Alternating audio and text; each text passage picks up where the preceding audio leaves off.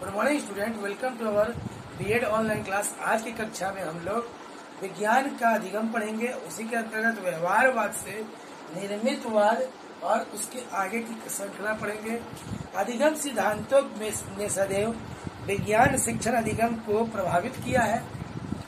शिक्षण सामग्री का विकास एवं प्रयोग को अधिगम सिद्धांतों से प्रभावित हुए हैं। एडगर डेल द्वारा विकसित अनुभव संकुच से कौन ऑफ एक्सपीरियंस इन प्रयासों का घोतक है।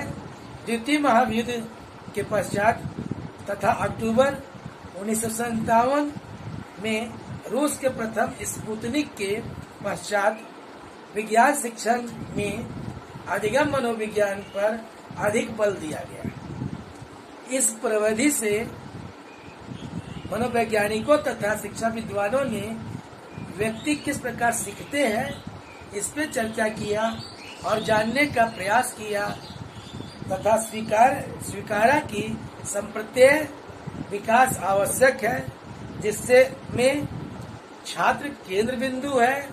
Professor BF Skinner, professor Jean प्याजे, प्रोफेसर जॉन डीवी तथा प्रोफेसर आशु वेल ने के योग सराहनीय रहे। इस अध्याय में हम छात्र किस प्रकार सीखते हैं, व्यवहारवाद से निर्मितवाद तक का प्रयास, संज्ञानात्मक विकास एवं निर्मितवाद पर परिचर्चा करेंगे।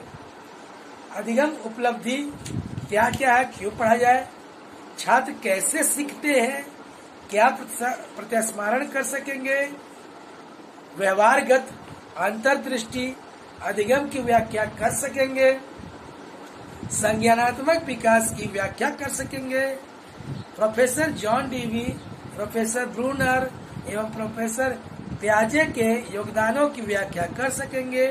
निर्मितवाद का अर्थ, महत्व एवं प्रयोग की प्रविधि की परिचर्चा कर सकेंगे। अब हमारी चर्चा होती है कि क्या छात्र कैसे किस प्रकार सीखते हैं। अनुदेशात्मक प्रक्रिया में विज्ञान शिक्षक विविध समस्याओं का सामना करते हैं और छात्रों के संज्ञानात्मक विकास में कठिनता से सफलता मिली है। यदि शिक्षक यह जान सके कि छात्र किस प्रकार सीखते हैं तो छात्रों के बौद्धिक विकास प्रविधि सरल बन सकेगी। साथ ही छात्र यह समझ सकेंगे कि सूचना को किस प्रकार अर्जित किया जाए तो अनुदेशन सरल हो सकेगा। छात्रों को स्मृतिकरण के स्थान पर संप्रत्यय, सामान्यीकरण, समस्या समाधान, कौशल तथा मूल्य निर्धारण रणनीति अर्जित करनी है। इस प्रकार के उचित स्तरीय अधिगम के लिए छात्रों तथा विज्ञान शिक्षकों को ज्ञान की प्राप्ति की प्रक्रिया समझना आवश्यक है। छात्र तथा विज्ञान शिक्षकों को ज्ञान की प्राप्ति की प्रक्रिया समझना आवश्यक है।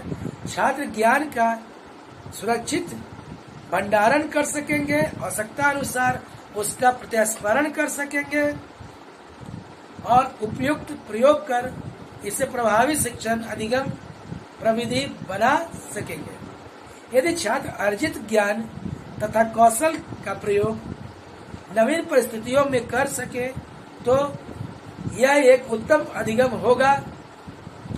छात्रों को विवेचनात्मक चिंतन अर्जित करना होगा, जिससे वह ज्ञान कौशल का उचित प्रयोग कर सकेंगे।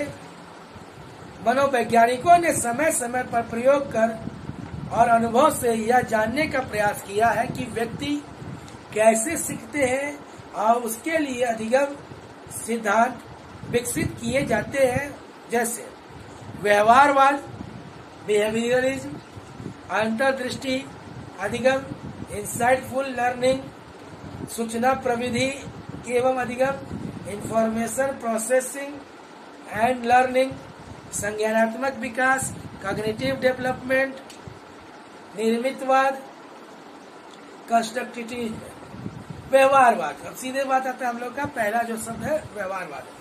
व्यवहारवाद अनेक सिद्धांतों को दर्शाते हैं जो स्पष्ट करता है कि ज्ञान ज्ञानेंद्रियों से प्राप्त किया जाता है। एक उद्दीपक एवं अनुक्रिया मानसिक स्तर पर संयुक्त रूप से रहकर क्रिया करते। इस प्रकार से ESR, that means सेंस और रेस्पॉन्ड, उद्दीपक अनुक्रिया का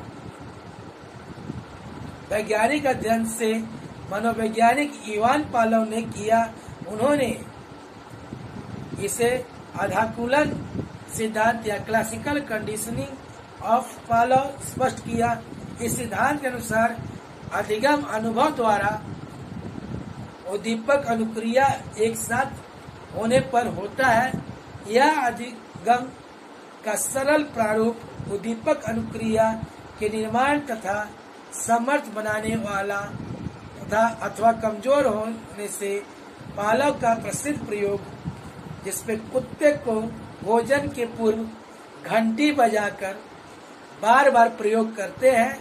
यदि घंटी बजाने के बाद उसे भोजन नहीं दिया जाता है तब भी वह कुत्ता जो है लार टपकाने लगता है, क्योंकि पहली बार क्या करते हैं, घंटी बजाते हैं फिर भोजन देते थे। ये प्रक्रिया कई बार करने के बाद अगर हम घंटी बजा देते हैं तब भी क्या होता है, कुत्ते का लार टपकने लगता था।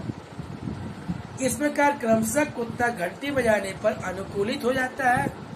इस प्रकार के सामान्य सिद्धांत कक्षा में सीधे प्रयोग में नहीं लाते, किंतु इस प्रणाली द्वारा खुशी, गम, डर की भावनाओं को समझा जा सकता है।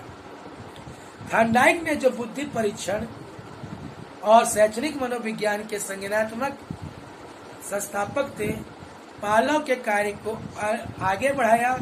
उनका मत यह था कि अधिगम मुख्यतः प्रतिफल से होता है। यदि अधिगम उद्दीपक एवं अनुक्रिया के एक साथ होने से नहीं होता। थॉर्नडाइक और बाद में स्किनर ने स्पष्ट किया कि अधिगम के लिए पुनर्बलन आवश्यक है। अधिगम में परिस्थिति और आवेग में संबंध आवश्यक है। इसे हम जांच एवं त्रुटि अधिगम कहते हैं, ट्रायल एंड एरर अधिगम होता है। B.F. स्किनर के अनुसार अधिगम उस व्यवहार को कहते हैं जो अपेक्षित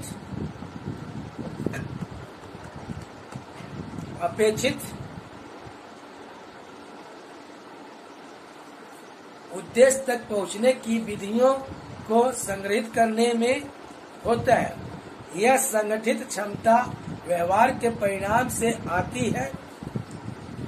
प्रारंभ में व्यक्ति मुख्यतः बेहतरीन रूप से व्यवहार करता है, किंतु कोई विशिष्ट व्यवहार का किसी प्रतिफल के कारण अनुसरण किया जाता है तो उस व्यवहार की पुनरावृत्ति प्रतिफल के कारण बढ़ जाती। इस प्रकार का प्रतिफल सकारात्मक पुनर्बलन कहलाता है।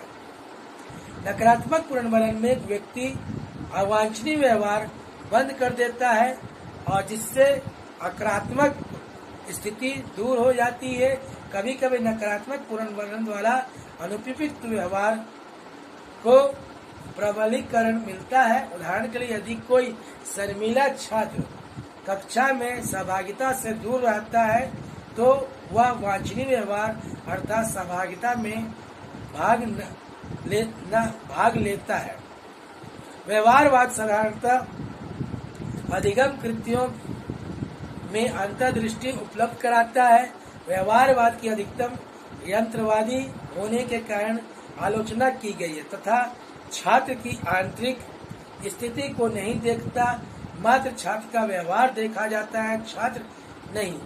यह भी स्वीकारा गया कि व्यवहारवाद द्वारा छात्र उच्च स्तरीय अधिगम एवं अभिप्रेरण से दूर रहता है। फिर भी अभ्यास आदि के लिए व्यवहारवाद अर्थपूर्ण है।